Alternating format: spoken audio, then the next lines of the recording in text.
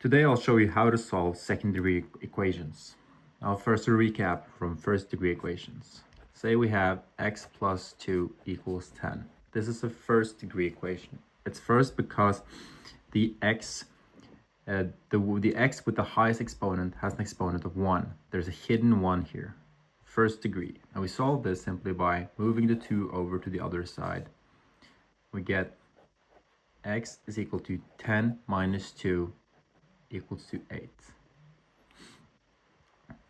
Say we had something like 3x plus 9 is equal to 27. 3x is equal to 27 minus 9. 3x is equal to 18. And we get the x by itself because 3 divided by 3 is 1.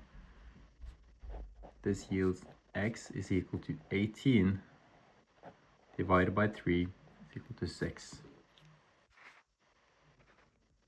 Okay, now second degree equations. Say we have something like x squared is equal to 81. This is the simplest type of second degree equations. We solve this by removing this 2. How do we do that? Well, we do the square root. That's the opposite of squaring something.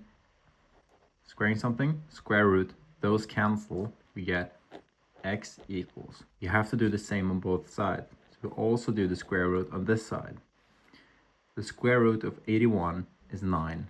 And we have to add a plus minus before because both 9 times 9 and negative 9 times negative 9 both equals 81.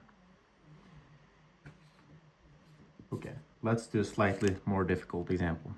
Say we had x squared minus x is equal to 0.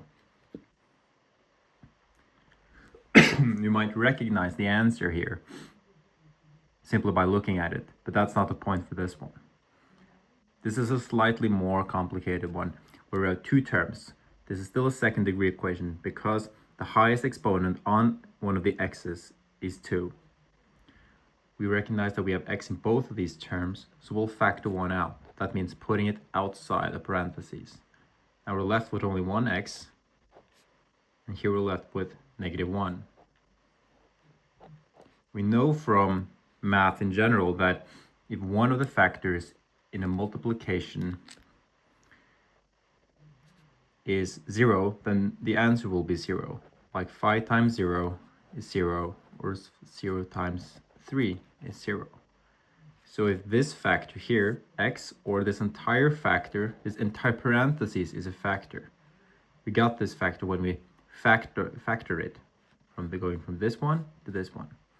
So if x is 0, or this entire thing here is 0, then the result will also be 0. So we can infer right away that x here can be 0. x1 is equal to 0. That's our first solution. Now our second solution is when x minus 1 is 0. This is this entire factor right here. We move this over, and we're left with x is equal to 1. So I'll say it, x2 is equal to 1. I named these x1 and x2, x1 and x2, to give them a name. I chose 1 and 2 arbitrary. You can give them any name you want. It makes sense to use 1 and 2. So this is solution 2.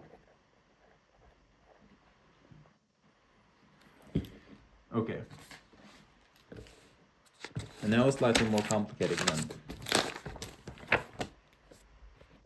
Say we had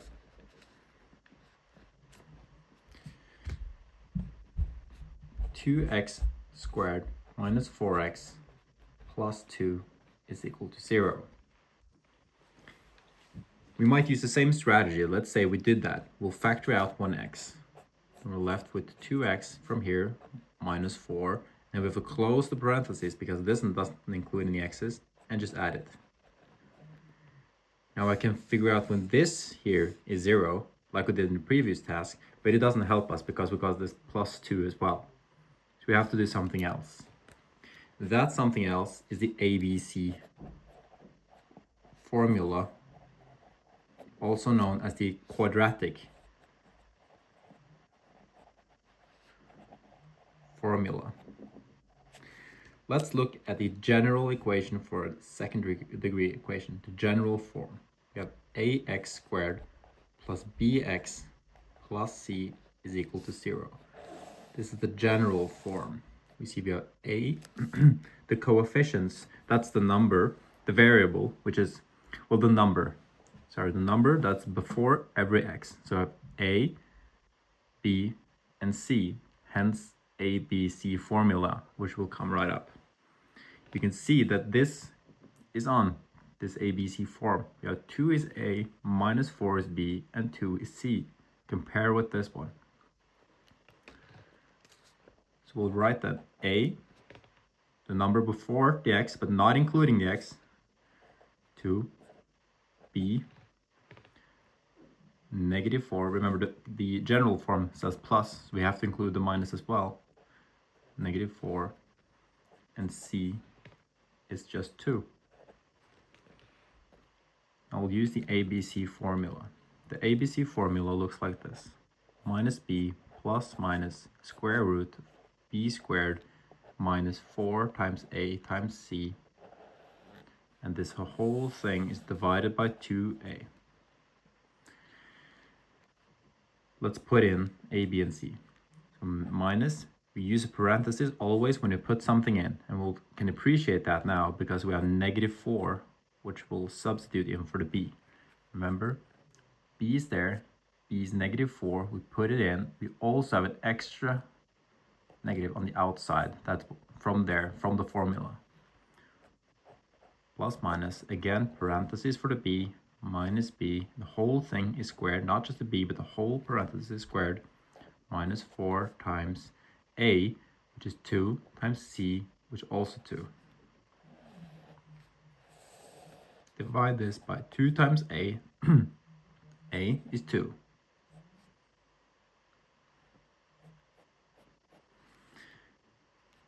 Minus minus becomes plus 4, plus minus,